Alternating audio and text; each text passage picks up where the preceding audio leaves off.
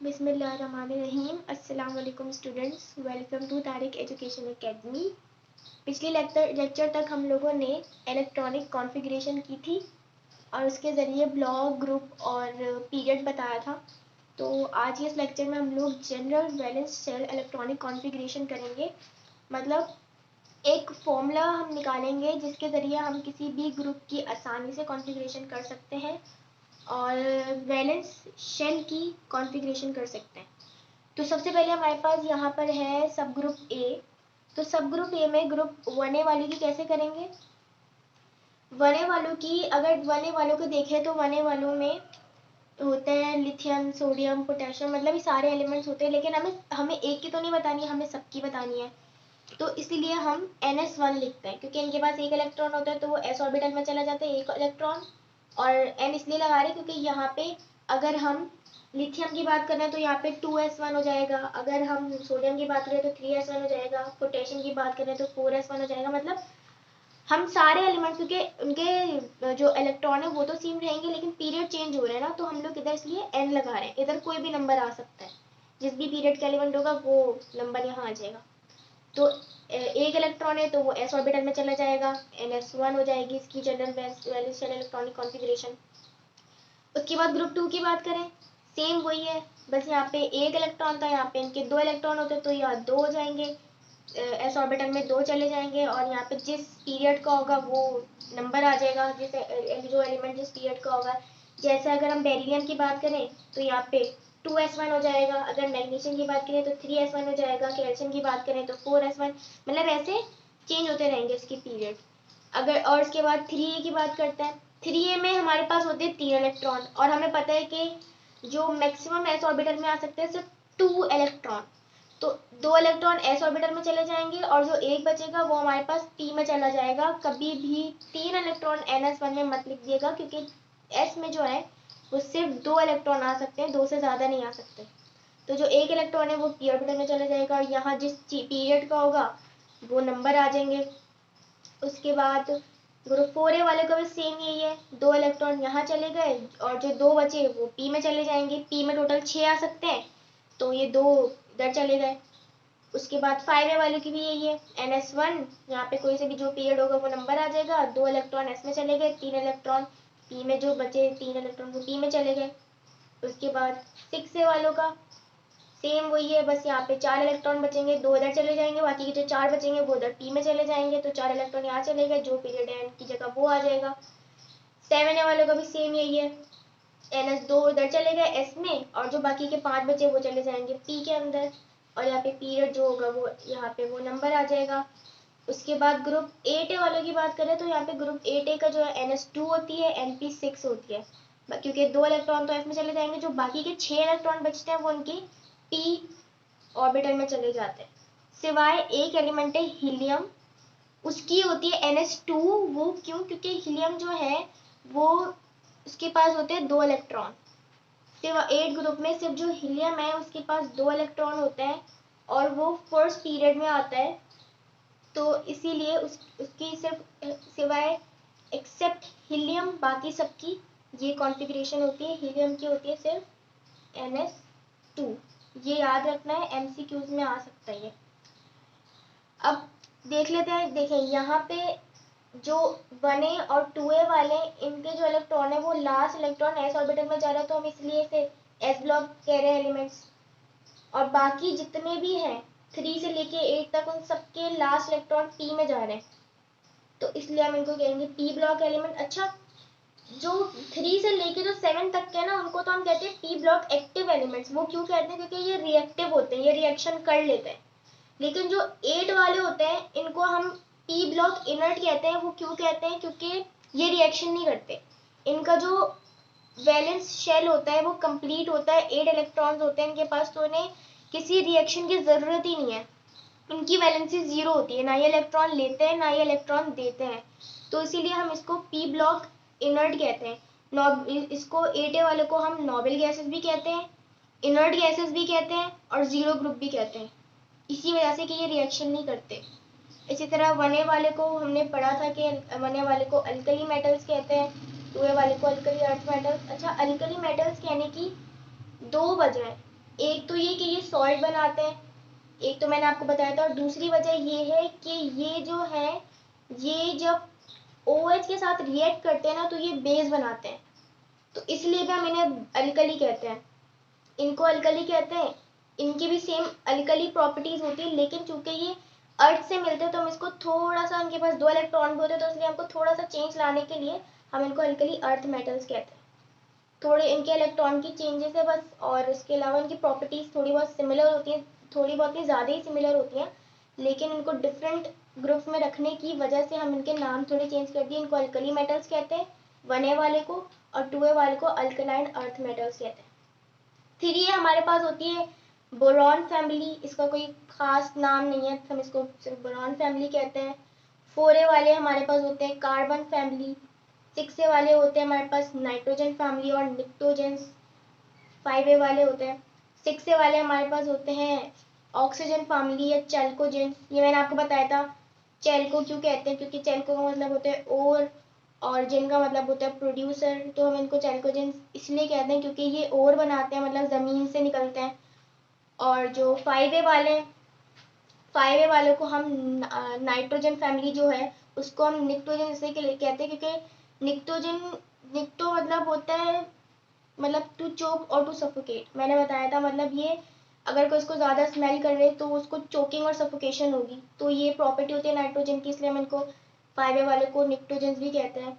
उसके अलावा 6A वाले हो गए ऑक्सीजन फैमिली। 7A वाले को बहुत कॉमन नेम है हेलोजेंस। हेलो मतलब सॉल्ट, ये सॉल्ट बनाते हैं 1A और 2A वालों के साथ मिलके, इसलिए हम इन्हें सॉल्ट जो है हेलोजेंस कहते हैं। 8A वाले नोबेल इनर्ट गैसेस या फिर जीरो ग्रुप कहलाते हैं। अब उसके बाद ये तो हो गया हमारा सब ग्रुप ए। अब हम चलते हैं सब ग्रुप बी पर।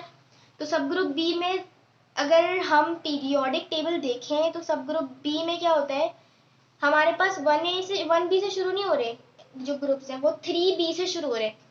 अगर देखिएगा 21 पे सबसे पहले हमारे पास 3B आ रहा है, 3B से शुरू हो रहे हैं, फिर 4 है, फिर 5 है, फिर 6 है, फिर 7 है, फिर 8 है, फिर 1 और B सबसे लास्ट में 1 और B है 3A के बराबर में दिखेंगे आपको, सबसे लास्ट में आते हैं। तो ये शुरू होते हैं 3 से, 3B से शुरू हो रहा है सब ग्रुप बी। और 3B की अगर हम ये भी हमने की भी थी 3B में 21 की इलेक्ट्रॉनिक कॉन्फ़िगरेशन की थी, तो उसमें हमारे पास आ रहा था 4s2 और 3d1। ये हमारे पास आई थी 21 की general valence shell electronic configuration. तो अगर देखा जाए NS2 और N-1D1 है इसका general valence shell electronic configuration. अगर हम इसको N कह रहे हैं, मतलब ये अभी मैंने बताया कि N जो है वो पीरियड बता रहा है, जिस भी पीरियड का एलिमेंट होगा वो नंबर यहाँ आ जाएगा। तो हमने जब 21 की थी तो वहाँ पर जो है वो 4 आ रहा था यहाँ पे, और ये आ रहा था 3 यहाँ पे।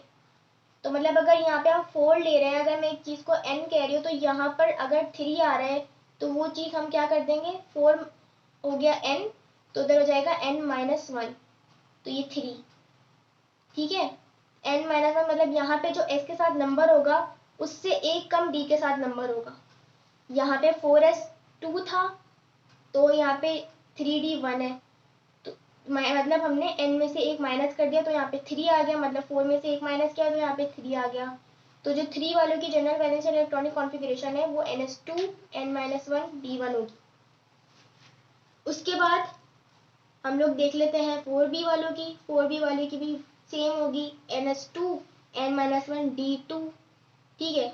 यहाँ पे 2 इलेक्ट्रॉन यहाँ आ गए, 2 बचे वो यहाँ चले गए क्योंकि S में 2 आते हैं, N पीरियड के मुताबिक यहाँ नंबर लग जाएगा जो जिस पीरियड का एलिमेंट होगा। 5B वालों की NS2 N-1 D3 हो जाएगा क्योंकि 2 यहाँ आ गए, 3 बचे वो यहाँ आ गए। सेम यहाँ पर जो नंबर होगा उसका एक कम यहाँ पर नंबर आएगा, तो इसलिए हमने N-1 कर दिया। 6B वालों की, अच्छा 6B वालों की एक बात अगर आपने नोट की हो तो यहाँ पे लिखा हुआ है NS2 N-1 D4। हमने क्या पढ़ा था कि D में तो 4 इलेक्ट्रॉन्स आते ही नहीं है, या तो 5 होने चाहिए या 4 से कम होने चाहिए। तो यहाँ पर हम क्या कर देंगे, इसको 5 कर देंगे और यहाँ पे NS1 कर देंगे। तो जो 6 वालों की है वो हो जाएगी NS1 N-1 D5। ये याद रखना है, ये गलती नहीं करनी है यहाँ पे, क्योंकि इससे जो इलेक्ट्रॉनिक कॉन्फ़िगरेशन है वो गलत हो जाएगी। तो यहाँ पे D5 हो जाएगा और ये NS1 हो जाएगा, ठीक है। उसके बाद है ग्रुप 7B। 7B की NS2 N-1 D5 हो जाएगी, 5 तो आ सकता है, टोटल इलेक्ट्रॉन्स हो गए 7। सेम 8B वालों की। अच्छा 8 अगर पीरियोडिक टेबल में देखें तो 8 के आपको 3 कॉलम्स मिलेंगे, 7B के बाद 8 के 3 कॉलम्स मिलेंगे। तो इसीलिए इसकी इलेक्ट्रॉनिक कॉन्फ़िगरेशन जो है वो ऐसे होती है, NS2 तो ठीक है, N-1 D6 से लेकर 8 तक, क्योंकि इसके 3 कॉलम होते हैं। तो इसके जो इलेक्ट्रॉन्स हैं वो 6 से लेकर 8 तक इलेक्ट्रॉन डी में आते हैं, क्योंकि इसके 3 कॉलम होते हैं अगर आप पीरियोडिक टेबल में देखें। तो 8B की NS2 N-1 D6 से लेकर इसमें 7 भी हो सकता है, ये माइनस नहीं है, ये रेंज बताइए मैंने कि D में 6 भी आ सकते हैं, 7 भी आ सकते हैं, 8 भी आ सकते हैं, अगर आप कॉन्फ़िगरेशन करें 8 वालों की तो, ठीक है। उसके बाद 8 के बाद आते हैं उसके बराबर में 1B। 1B की क्या होगी NS। अच्छा 1B में देखें, यहाँ फिर आ गया 9, तो यहाँ पर 9 नहीं आएगा, यहाँ पे हम कर देंगे 10 और यहाँ पर हो जाएगा 1। तो 1B वाले की क्या हो गई NS1 N-1 D10। 10 हमने क्यों किया, क्योंकि इसमें 9 नहीं आ सकते डी में, या तो 10 होने चाहिए या फिर 9 से कम होने चाहिए। तो यहाँ पे हमने क्या कर दिया, इसको 10 कर दिया, यहाँ से एक कम कर दिया। हमने जब इलेक्ट्रॉनिक कॉन्फ़िगरेशन की थी 1B वालों की, तो आपको याद होगा हम लोगों ने क्या कहा था कि 1 में जो है, हम जब डी आपका फुल होता है, फिल्ड होता है पूरा, तो हम उसके इलेक्ट्रॉन्स नहीं काउंट करते, हम इससे पहले वाले के इलेक्ट्रॉन्स काउंट करते हैं। तो यहाँ पर हमने इसीलिए यहाँ पे 1 आ रहा है, तो इसलिए मतलब ये 1B का है, डी के काउंट नहीं होते। यही वजह है कि डी के काउंट इसलिए नहीं होते क्योंकि ये फिल होता है और यहाँ पे एक इलेक्ट्रॉन होता है, ठीक है। उसके बाद 2B के देख लेते हैं। 2B में NS2 N-1 D10 हो जाएगा, पूरे हो गए। अब इसमें भी 10 वाले के काउंट नहीं करेंगे, तो ये 2 इलेक्ट्रॉन है, तो ये दो काउंट करेंगे, तो लास्ट में हमारे पास 2 इलेक्ट्रॉन्स आ रहे हैं, तो इसलिए इसको 2B का नाम दिया। तो ये हो गया हमारे पास डी ब्लॉक की जो है कॉन्फ़िगरेशन। ये हम लोगों ने, अगर आपने 21 की देखी उस लेक्चर में, तो ये हमारे पास आई थी और इसके ज़रिए हमने ये कॉन्फ़िगरेशन की है। 3B वालों का देखें तो 4s2 आ रही थी, 3d1 आ रही थी। अगर हम 4 वाले की करें तो 4s2 3d2 हो जाएगी। 5 वालों की करें तो 4s2 3d3 हो जाएगी। 6 वाले की करेंगे तो NS1, क्योंकि यहाँ पे 4 नहीं आ सकते, NS1 और 3d5 हो जाएगी। 7 वालों की करें तो NS2 3d5 हो जाएगा। 8 वाले की करें तो NS2 3d6 से लेकर 8 तक इसमें इलेक्ट्रॉन्स आते हैं, ठीक है। 6 से लेकर 8 तक आते हैं, क्योंकि इसके 3 कॉलम होते हैं पीरियोडिक टेबल में, इसी वजह से। उसके बाद 1B वालों की 4s1 हो जाएगा और 3d10, ठीक है। इसी तरह 2B वालों की 4s2 3d10, ठीक है। ये हो गया सब ग्रुप बी। अब आ गया हमारे पास सब ग्रुप बी में, ये थे हमारे पास डी के, क्योंकि इसमें सारे लास्ट इलेक्ट्रॉन जा रहे हैं डी ऑर्बिटल में, ठीक है। तो ये हमारे पास हो गए सब ग्रुप बी में डी ब्लॉक के एलिमेंट की general valence shell electronic configuration. अब हम देखेंगे एफ ब्लॉक वालों की। अच्छा एफ ब्लॉक में आपको याद हो, हम लोगों ने जब की थी general valence shell electronic, valence shell electronic configuration, जब हमने की थी एफ वालों की, हमने एक ही की थी, 58 की थी, हमने 58 की थी। और अगर आपको याद हो तो 58 में जो इसकी आखिरी में, जो आखिरी के देखें तो आखिरी में हमारे पास आ रहा था 6s2 5d1 और 4f1, ये हमारे पास आ रही थी लास्ट में 58 की कॉन्फ़िगरेशन। और इसको हमने कहा था कि एफ ब्लॉक है क्योंकि इसका लास्ट इलेक्ट्रॉन एफ में जा रहा है। तो अगर अब हम इसकी general valence shell electronic configuration का फॉर्मूला बनाए तो वो कैसे बनेगा? इसको हमने कहा ये भाई n है, ठीक है, ये रहा n, ns2 हो गया। अच्छा यहाँ पर n है तो यहाँ पर 5 है, तो मतलब ये n-1 कर दें, मतलब जो भी यहाँ नंबर है उससे एक कम यहाँ आएगा और जो यहाँ नंबर है उससे दो कम यहाँ आएंगे। तो ये फॉर्मूला बन रहा है ns2, ये हो गया मतलब 6s2, n-1 मतलब यहाँ पे जो नंबर होगा उससे एक कम यहाँ पर होगा d1, ठीक है। अगर यहाँ पर 7 होगा तो यहाँ पर 6 होगा और यहाँ पर 5 होगा। अगर यहाँ पे 8 होगा तो यहाँ पे 7 होगा, यहाँ पे 6 होगा, मतलब जो यहाँ नंबर होगा उससे एक कम यहाँ होगा और उससे दो कम यहाँ होंगे, ठीक है। तो यही बन रहा है ns2 n-1, ये रहा 6 था, यहाँ पे 5 हो गया, d1 ये रहा d1 और n-2 f1, मतलब 6 - 2 4 हो गया और f1। अब हमें पता है f में टोटल आते हैं 14 इलेक्ट्रॉन्स, 14 इलेक्ट्रॉन इसकी है, जो ये 14 इलेक्ट्रॉन ये रख सकता है।